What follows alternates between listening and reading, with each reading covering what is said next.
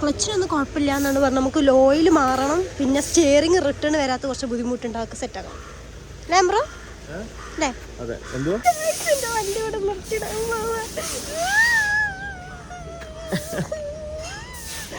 എന്റെ വണ്ടി, അയ്യോ എന്റെ വണ്ടി, ഞാൻ ഇന്ന് റെഡ് വരെ ഇട്ട് എന്റെ വണ്ടിക്ക് വേണ്ടി. അയ്യോ എന്റെ വണ്ടി, അയ്യോ എന്റെ വണ്ടി. അപ്പൊ നമ്മള് വണ്ടി നന്നാക്കി എല്ലാം സെറ്റ് ചെയ്തിട്ട് നമ്മൾ ഇനി വണ്ടി കുറച്ച് എന്തെങ്കിലുമൊക്കെ ആക്കൂലേ, നമ്മൾ ഊബർ വിളിച്ച് വിട്ടു പോവാ ഗൈസ്. അല്ലെങ്കിൽ ആംബ്രോയുടെ വണ്ടി എടുത്ത് ബാക്കിൽ വന്നാൽ മതി, അതൊന്നും ചെയ്തില്ല. എന്താക്കടാ, ഊബർ വിളിച്ച് നേരെ നമ്മള് വീടിന്റെ അവിടേക്കൊക്കെ പോകുന്നു. അവിടെയാണ് നമ്മൾ ആംബ്രോയുടെ കാർ നിർത്തിയിട്ട്. ഗൈസ് നമ്മളതിന് ഓട്ടോ ഒക്കെ കയറി നമ്മളെ ആംബ്രോയുടെ വണ്ടി ഇവിടെ സൈഡിൽ നിർത്തി കിട്ടോ. അങ്ങോട്ടൊക്കെ നോക്കി ബാക്കിൽ ഏതോ ഒരാളെ കാർ ഇട്ടോ ഗൈസ്. നോക്കി CR7 ആംബ്രോ എന്റെ ആൾട്ടാ. ഇതിലല്ല കാര്യം, വേൾഡ് കപ്പ് പൊക്കുന്നതിലെ കാര്യം, ബാക്കി എല്ലാത്തിനുണ്ട്. അതിപ്പോ പറയാൻ പറ്റത്തില്ല, കളിക്കല്ലോ ഗൈസ്. ഈ കാർ ഞാൻ ഒന്ന് ഡ്രൈവ് ചെയ്ത് നോക്കട്ടെ. ഇത് ആംബ്രോ വേറെ ഏതോ ഫ്രണ്ടിന്റെ കാറാട്ടോ, കൊണ്ടുവന്ന് എങ്ങനെ നോക്കട്ടെ. എല്ലാം നമ്മൾ ടെസ്റ്റ് ചെയ്തിട്ട് നോക്കണം എങ്ങനെയാന്ന്. കേറിക്കോ അത്ര പേടി എനിക്ക്.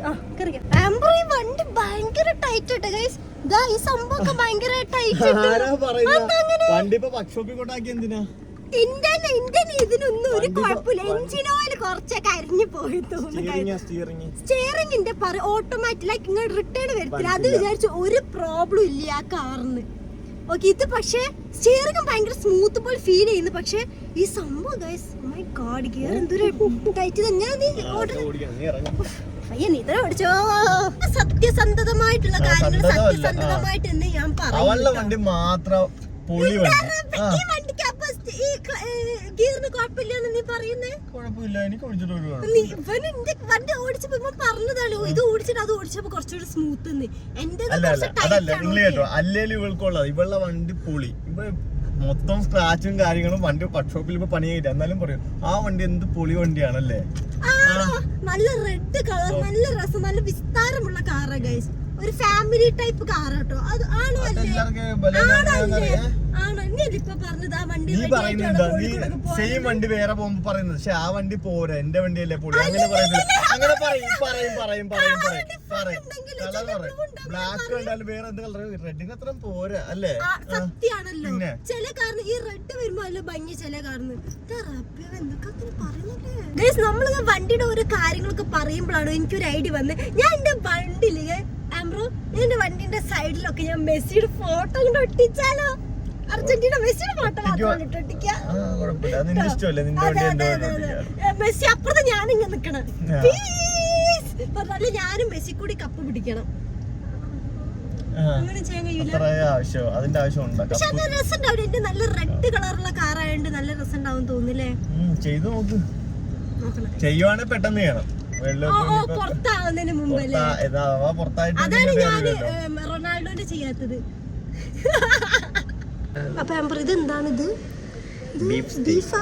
ചിക്കൻ അല്ല, ബീഫ് സ്റ്റേക്ക് അല്ലേ? ഇത് പാസ്ത ഗൈസ്. എന്താണ് ഫ്ലേക്സ്, ഫ്ലെയിംസ് ആൻഡ് ഫ്ലേക്സ് അങ്ങനത്തെ എന്താ പാസ്ത. എനിക്ക് ഒരു വട്ടം ഇഷ്ടപ്പെട്ടപ്പോ പിന്നെ കഴിക്കുന്നുണ്ട്. കൊള്ളാം. ബീൻസ്. പക്ഷെ ഇത് സ്പൈസിയാണ്. ഇതെന്താണ്, പുളിയാണോ? സ്പൈസി അല്ല. എന്താ ടേസ്റ്റ്? അങ്ങനെ പറഞ്ഞ കട്ട് ചെയ്യാൻ ബ്രോ. നോക്കട്ടെ എന്റെ കട്ടിങ് സെൻസ് എങ്ങനെ ഉണ്ടെന്ന്. വീഡിയോ എടുക്കുമ്പോ കട്ട് ചെയ്യുന്നില്ല ഗൈസ്. ഇതെന്താണ്? പൊട്ടാറ്റോ സ്മാഷ്ഡ് ആട്ടോ. കൊള്ളാം, കാണാൻ കൊള്ളാം. ഞാൻ കഴിക്കുന്നുണ്ട് ഗൈസ്. നോക്കിയേ, ഇതിന്റെ മേലെ ഇത് കഞ്ചാവിന്റെ ഐക്കണല്ലേ? ഈ അല്ല കഞ്ചാവല്ലേ?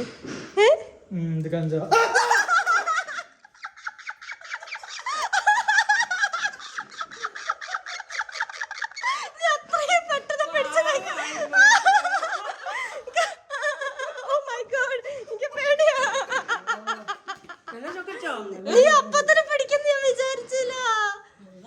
ഞാൻ പ്രിപ്പയർ ആയില്ല നല്ലപോലെ എടുക്കാൻ. ലൈറ്റ് ഒന്നും സെറ്റ് ആയില്ല. ഇത് കണ്ടെങ്ങനെ മനസ്സിലാവുക?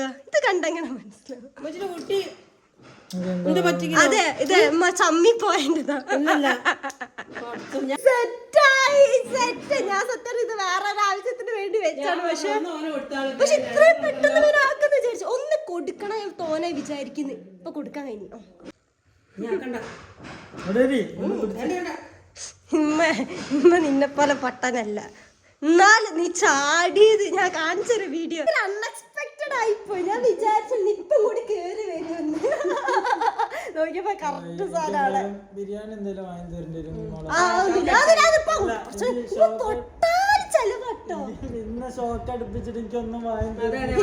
ഒരുപാട് ഇന്ന ഷോക്ക് ലൈറ്റർ അങ്ങനെ പലതും ബിരിയാണി ഉണ്ടാക്കി. ഞാൻ ഉണ്ടാക്കിയാ മതിയോ? ചിക്കൻ കറി എന്നെ ഷോക്ക് അടുപ്പിച്ച് കൊല്ലാൻ നോക്കിയേ. ഒന്നുകൂടെ നിക്കുവോ? എവിടെ ഞാൻ മാറ ടൈം ഒന്ന് ഇരുന്ന് പോണ്ട. അച്ചടാ വാൻ്റെ ഇറക്കത്താത്ത കളഞ്ഞോ. ലാച്ച ഉറങ്ങിയായിരുന്നോ? അഭിനയിക്കാണെന്നെ ലാച്ചൊങ്ങ. ലാച്ചിന്റെ പല്ലൊക്കെ ഗൈസ് വളർന്ന് 50. എന്താണ് ലാച്ചി ഇത് പല്ല്? എന്തൊരു വലിയ പല്ലാണ്. ലാച്ചേ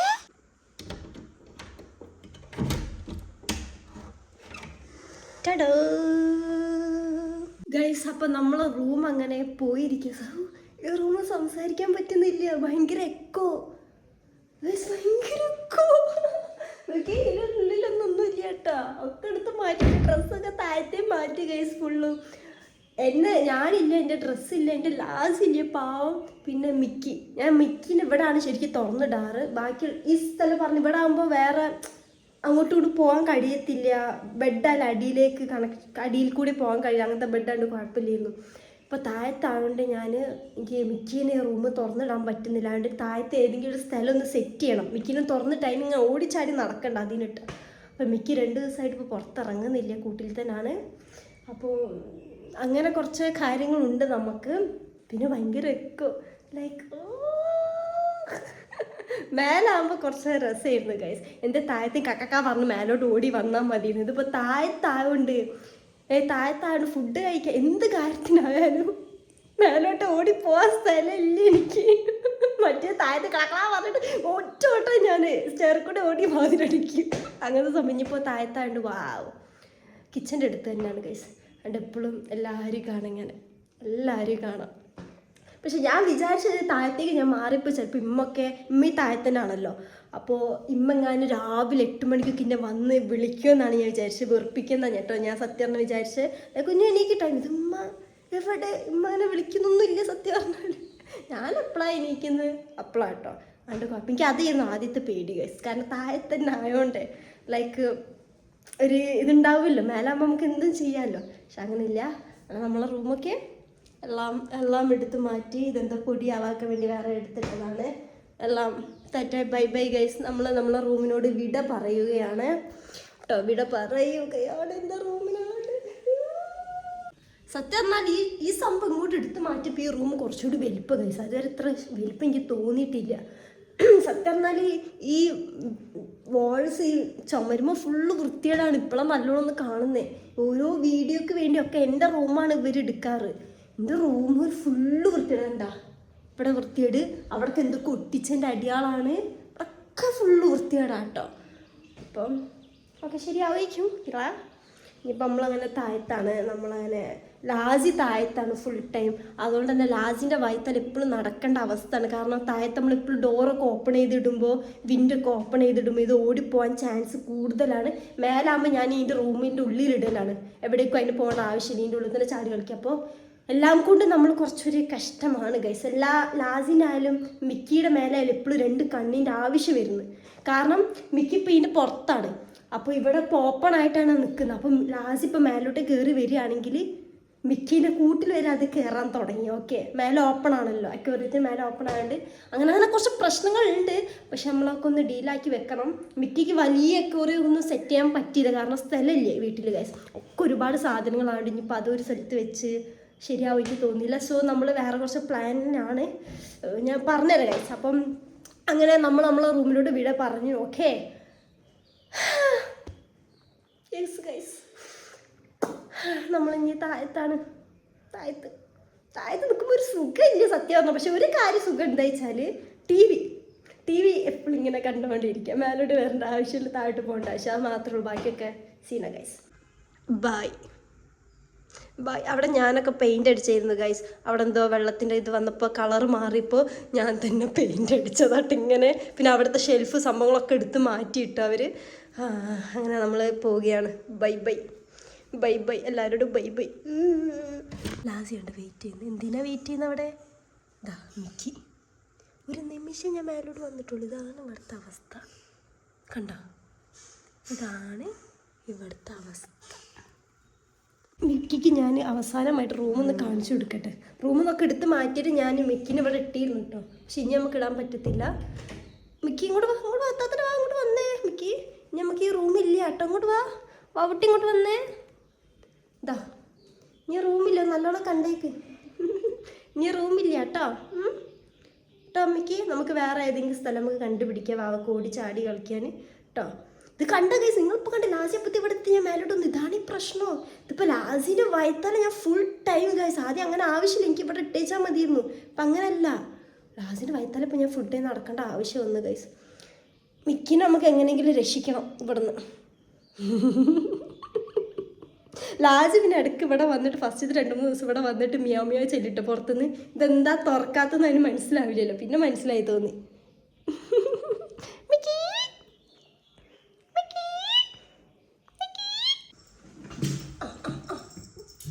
എന്താ എൻ്റെ റബ്ബേ ചെയ്യതിനെ. എൻ്റെ മുത്തോടിയിരുന്നു കേട്ടോ. ഉറങ്ങിയില്ല. നീ എന്താ ഉറങ്ങാൻ? ഞാൻ ലാസ്റ്റ് ഒന്നും സമ്മതിച്ചില്ല ഉറങ്ങാൻ. ലാസിയെ ഇങ്ങോട്ട് പോര്. ഏതിനറിയാം, എനിക്ക് ഇതിൻ്റെ ഉള്ളിൽ കൂടി അങ്ങോട്ട് കിട്ടത്തില്ല. ഇന്ന് ഇവിടെ ഇരിക്കുകയാണ്. തത പോവാണേ. ലാസി ഫുഡ് വേണോ? കൈസ ലാസിൻ്റെ ഫുഡൊക്കെ ഇങ്ങോട്ടേ മാറ്റി വെച്ചിട്ടോ.